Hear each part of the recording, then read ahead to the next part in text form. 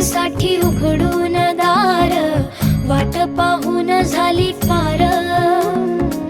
चिंता हरून देवा थकला असणार, दे माझ्या खांद्यावर भार. थोडा इथं टेकून जा, घास खाऊन माझ्या